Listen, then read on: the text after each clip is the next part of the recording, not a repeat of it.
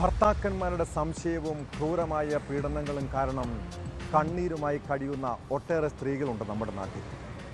തിരുവനന്തപുരം കഴക്കൂട്ടം സ്വദേശിനി സുധീന കഴിഞ്ഞ 17 വർഷമായി അനുഭവിക്കാത്ത യാതനകളില്ല. ഭർത്താവിൻ്റെ പരസ്ത്രീ ബന്ധം, രാത്രിയിൽ വീട്ടിലെത്തിയുള്ള ക്രൂരമായ മർദ്ദനം, സ്വന്തം മക്കളെയോർത്ത് എല്ലാം സഹിച്ച് ജീവിച്ചതാണ് ആ യുവതി. എന്നാൽ കഴിഞ്ഞ ദിവസം ഭർത്താവ് ബഷീർ നിസാര പ്രശ്നത്തിൻ്റെ പേരിൽ സുധീനയെ ക്രൂരമായി മർദ്ദിച്ചു. പിന്നീട് നാട്ടുകാരും ബന്ധുക്കളും കേട്ടത് യുവതിയുടെ മരണവിവരമാണ്. മകളുടെ മരണത്തിൽ ദുരൂഹത ആരോപിച്ച് പിതാവ് രംഗത്തെത്തി.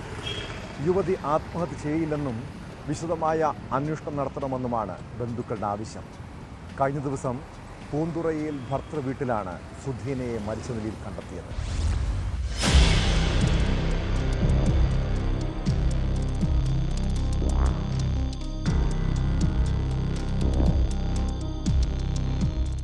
കുളത്തൂർ സ്റ്റേഷൻ കടവ് സ്വദേശിനിയാണ് സുധീന. പൂന്തുറ മാണിക്യവിളാകത്ത് ഭർത്താവിന്റെ വീട്ടിലാണ് കഴിഞ്ഞ ദിവസം മരിച്ച നിലയിൽ കണ്ടെത്തിയത്. കിടപ്പുമുറിയിലെ ഫാനിൽ ബെഡ്ഷീറ്റും ഷോളും ഉപയോഗിച്ച് തൂങ്ങിയതായാണ് ഭർത്താവ് ബാദുഷ പൂന്തുറ പോലീസിനോട് പറഞ്ഞത്. എന്നാൽ യുവതി കുഴഞ്ഞു വീണു എന്നാണ് ഇയാൾ സുധീനയുടെ പിതാവ് ബഷീറിനെ അറിയിച്ചത്. അമ്പലത്തറയിലുള്ള സ്വകാര്യ ആശുപത്രിയിൽ എത്തിച്ചപ്പോഴാണ് യുവതിയുടെ മരണം സ്ഥിരീകരിച്ചത്. സ്വർണം പണയം വെച്ചതുമായി ബന്ധപ്പെട്ട് കഴിഞ്ഞ ദിവസം വീട്ടിൽ വഴക്ക് നടന്നിരുന്നതായി ബഷീർ ആരോപിച്ചു. മുൻപും പലതവണ സുധീനയെ ബാദുഷ മർദ്ദിച്ചിട്ടുണ്ടെന്നും ഇയാൾക്ക് മറ്റു സ്ത്രീകളുമായുള്ള ബന്ധത്തെ ചൊല്ലി വീട്ടിൽ വഴക്കുണ്ടായിട്ടുണ്ടെന്നും ആരോപണമുണ്ട്. ആത്മഹത്യ ചെയ്യൂല അവള്. ഒരു പെൺമക്കളും 2 മക്കളുള്ളതുകൊണ്ട് അവള് ചെയ്യൂല.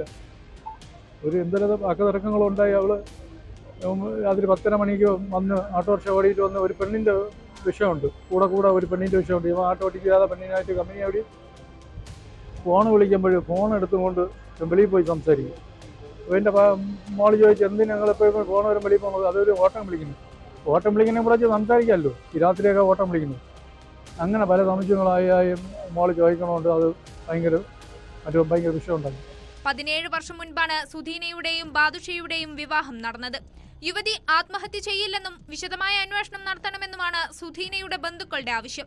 പോസ്റ്റ്മോർട്ടം നടപടികൾക്ക് ശേഷം മൃതദേഹം ബന്ധുക്കൾക്ക് വിട്ടു നൽകി. നിലവിൽ അസ്വാഭാവിക മരണത്തിനാണ് പോലീസ് കേസെടുത്തിട്ടുള്ളത്. സംഭവത്തെക്കുറിച്ച് വിശദമായി അന്വേഷിക്കുന്നുണ്ടെന്നും പോസ്റ്റ്മോർട്ടം റിപ്പോർട്ട് ലഭിച്ചാൽ തുടർ നടപടി ഉണ്ടാകുമെന്നും പൂന്തുറ പോലീസ് വ്യക്തമാക്കി.